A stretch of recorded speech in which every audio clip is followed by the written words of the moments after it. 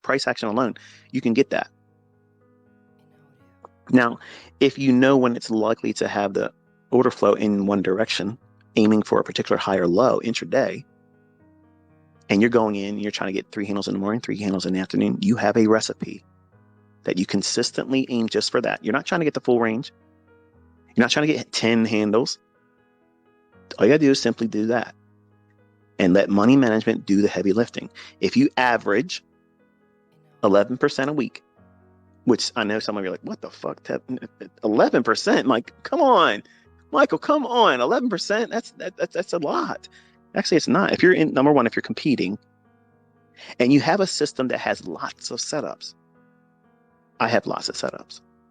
I have a repertoire and an arsenal that is absolutely unmatched. I have shit that nobody's ever seen before. I'm going to share some of that next year. But you only need a small little piece every single day. And here's what fucks up everybody. They all want to rush to the high end of that leaderboard and stay there and taunt everybody. They want to get to a safe high ground, and they all want to get there real quick. That's the built-in advantage. You got to play the long game. The long game is taking small little pieces, even on one contract, and let it build up each time. Each time, build it up. And when you get your 3, you stop. Wait till the next session. Get your 3, stop. Close the fucking shit down. Don't trade anymore. Everybody else is going to be pushing. They're going to be buying and selling in the same day because they think their fucking system does amazing things, and they end up fucking drawing down. Everybody does that. Everyone loses their ass that way. Don't be like them. Know what you're looking for. Aim for it. Hit it. Walk. Done. You ever see the movie 21? I love that. I love that movie. It's classic to me. I look at that as how a trader listens to the analyst. They had a process.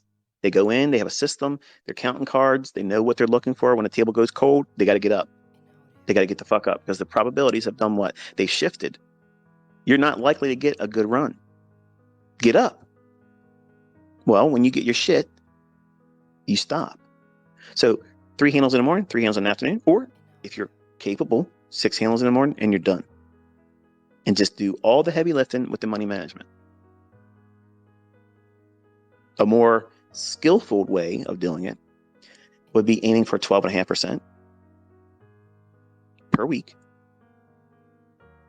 It's like 60% a month, compounding over and over and over again.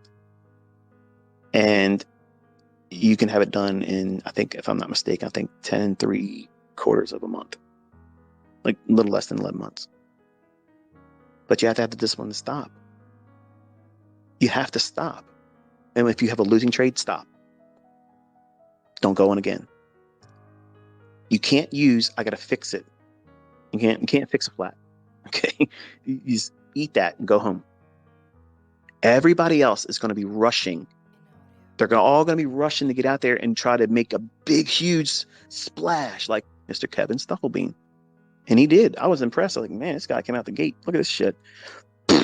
Up there, 1,300%. I was like, this guy's going to fucking do great. But then his first losing trade that I was able to really pay attention to when I was tracking it. Dude, you lost like 400%. Like, that's a lot. That's a big hit. And then when that hits, you want to do what? Got to get it back. But you just don't make it back with 400%. You got to make more than 400% to get that back. See, that's the problem when you go in a drawdown and you're in competition. Drawdown in competition is exponentially higher than just simply trading for income. So there's a whole different paradigm shift that needs to take place. And claiming you won 4 fucking competitions when nobody was really aware of those competitions, that's kind of bullshit.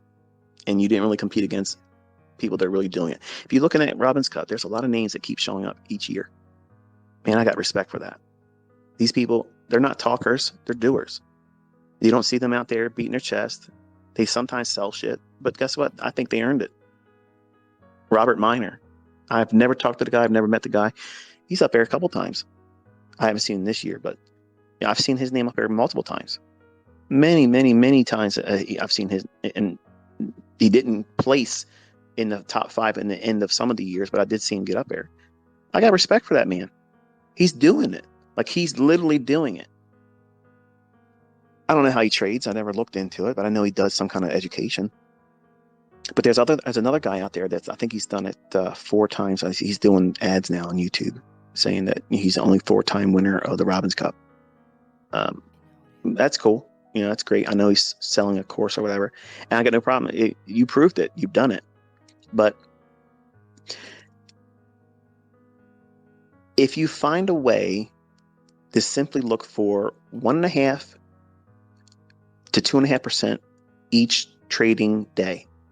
Now, that's a lot for a new trader, but I'm talking to the folks that's been around the block for a while, and you know your model, you've been doing well. How many times have you ever sat down and thought, this is all I need to do, and stop? Forget how far it can run. Forget all that. Forget doing buying and selling in the same day. Forget all that. Strip it down to the brass tacks. And unfortunately, in competition, you're going to be using 2% risk. It's not a lot, but that 2%, it adds up quick. If you're taking low-hanging fruit, systematically targeting it, boom, getting out. Boom, getting out. You can do it with 1 contract. And it becomes 2 contracts. Slow, but it gets you there. Now, think about it like this. $10,000 is the minimum requirement to get into the futures division, right? $10,000. Folks, we're just talking math right now. Okay? It's just math. If you need to make 12.5% a week, what does that translate? What does that translate into? $1,250 end of week. That's your goal. Now take that $1,250 and divide that up over 5 trading days. What do you have to make each day? $250. Divide that in half on 2 sessions. What do you have to make? $125. But ICT, I might not be able to have the margin to do 1 full contract of the S&P. You don't need to. You can trade currency futures, bond futures. See, you have to have an arsenal, a repertoire, a bond system that nobody can fucking touch. Oh yeah, baby. I have shit that fucking Iron Man would want to buy from me. Stark Enterprises ain't got shit on ICT. But strip it down to the chrome. What do you have to do? $125 the first week, each session, or $250 each day. Or if you're a swing trader, get 2 trades aiming for $675 each. You break it down modularly, bite-sized pieces. And when you hit it, you stop. Everybody else is always full bore. Push, push, push, push, push. You got to be the master of the long game. Let them break themselves, and they will. They're all going to want to try to be the best, real quick, fast name on the leaderboard. Every year they do this. Every single year. And the person that always gets up there first never fucking finishes. In fact, many times, the very first 5 people, watch what happens in January when they first start posting it. Do it. Keep track of it. The same first 5 people, you never see them again. You never see them again. It's usually around, I don't know, April. That's when you start seeing a consistent, okay, these are the same faces we're seeing. They just rotate in and out which spot they're in. Sometimes they'll fall off the board and come back on with crazy drops and increases, which means they're doing what? They're gambling. They're not good traders. They're gambling, which in many aspects, one can argue and say that's what Larry Williams did. And I guess in a certain way, yes, that's true, because he admits in his own words that he's not a good trader, and he relied heavily on money management. And I know he's never done it again. I would have liked to seen him do it again in the Robbins Cup, but he's done it in his other accounts, outward. outside of the competition, and I don't give a shit. It doesn't have to be in a Robins Cup. If you've done it there once, you've done it. But if you get 12.5, or if you do 11% each week, you got to do less than $250 a day. And what happens in the second week? Is it much more that you have to do? Nope. Just simply do a spreadsheet and do the math on it. What you have to do each day, break it down, and you'll see it's been there the whole time. All these fucking barkers, these people out there talking their shit. Oh yeah, I'm going to join it with you. Dude, it's so easy to do it. Do it. Join it with me. I will love fucking smoking your ass. I'm going to do a whole lot more than this, but I'm giving you a recipe to go ahead and do it. You want to try to beat Larry Williams' recipe? Or not recipe, but his results? I mean, it's a fucking great number, 11,000%. That's a lot. But here's what's going to happen. You jokers that have never handled real money, as soon as you start crossing, if you can get this far, as soon as you cross 6 figures, 200,000 if you get that far, we're talking about numbers you probably have never handled before. And you'll get reckless, and the losses will feel like mountains laying on top of you. And paralysis will kick in. Fear, performance anxiety, all that kicks in because now they see your name on the board. And you got to stay there. Or what would they think? All that shit, that forces a trader to trade and follow the logic of sound money management and controlling themselves. And those that can't fall to the wayside. That's how you measure a trader. Not some bullshit over leverage, no stop loss, discount broker shit. I'm not impressed by that. I've never been impressed by that. I've done it in my own life and it's not impressive. I wasn't impressed when I was able to do that. I'm like, it was fucking stressful. I'm glad I got through that. But if we're going to talk about competition and trading, we're going to go to a real arena, use industry standard margins where everybody has the equal playing field, and you cannot YOLO. Can't do it. And now for the forex division, you only got to do 25 pips a week. Everything I gave you when I was on baby pips. What? Yeah. Do the math. Do the math. It's all there. See, you've complicated all this shit and looked at things, looking at indicators, what indicator setting, which tool do I use here, all this shit. It's all math. That's all it is. If you have a cookie cutter, and that's what you're doing with your model is your cookie cutter. What you're going to do every single time, okay? As long as you have dough, that's your money, you're going to press that cookie cutter into the dough. And when you lift that cookie cutter up, what are you taking out of it? A cookie cutter shaped amount of dough. Each time you're doing the same fucking thing. You're not trying to get a Santa cookie cutter, pressing it down and waiting for it to come out in the shape of a present or a candy cane. No, you're expecting the same result each time. You're not trying to demand that cookie cutter does anything other than what it's shaped to do. Think, folks, think. How many times has your ideas morphed once you press the button? You change your opinion about where it's going to go, how far it's going to go. It might not get there. That's a proof and sign that you have traded before you're ready. They're all corrected by doing whatever I taught you in the beginning of this presentation and other lessons too.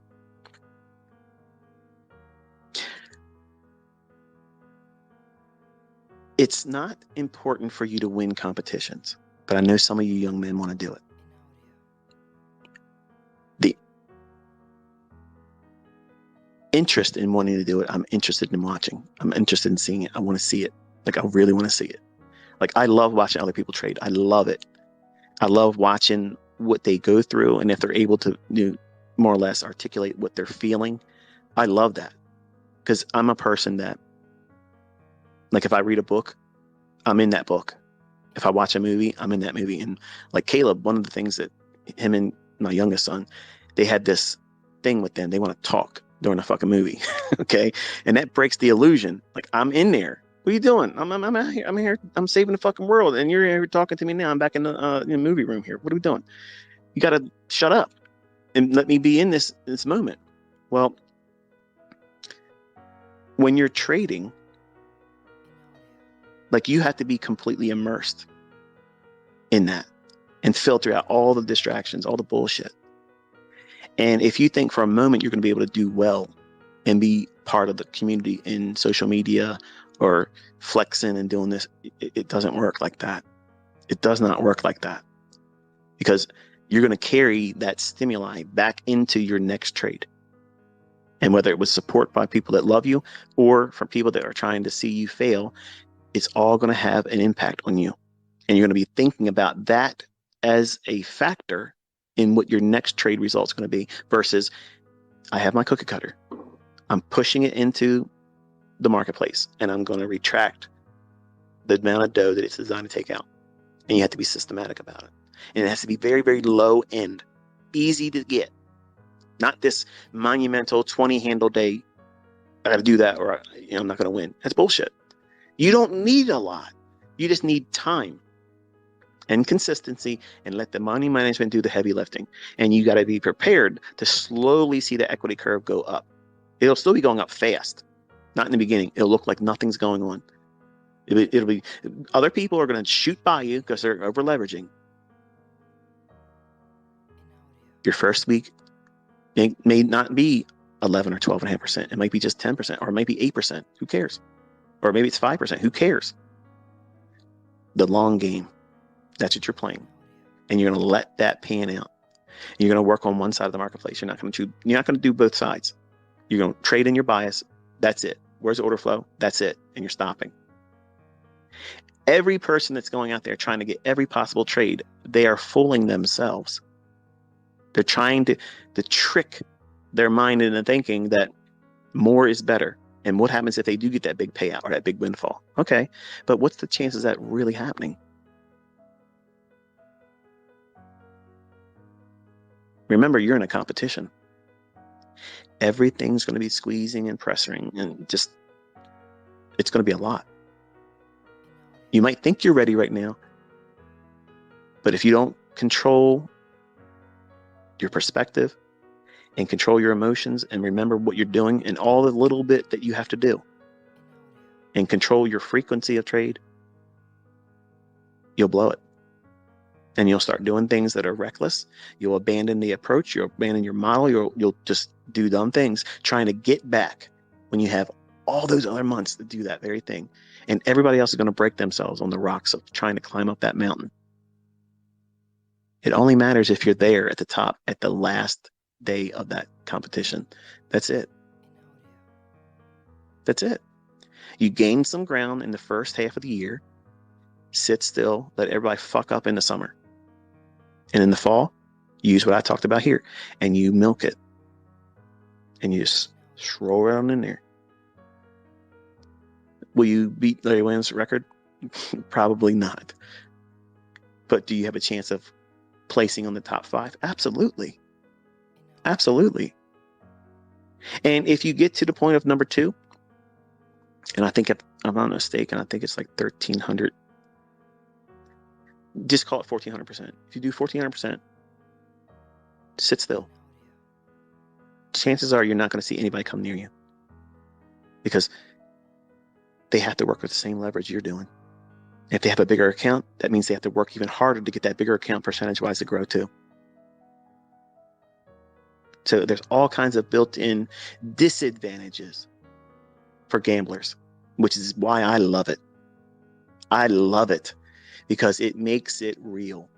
I don't give a flying fuck how many over-leveraged contracts or fucking lots you want to do in your horse shit. Okay, I don't care about that. I'm an offshore broker. I made this much money, but who gives a fuck? That's not trading. That's gambling. And you're missing the whole entire point.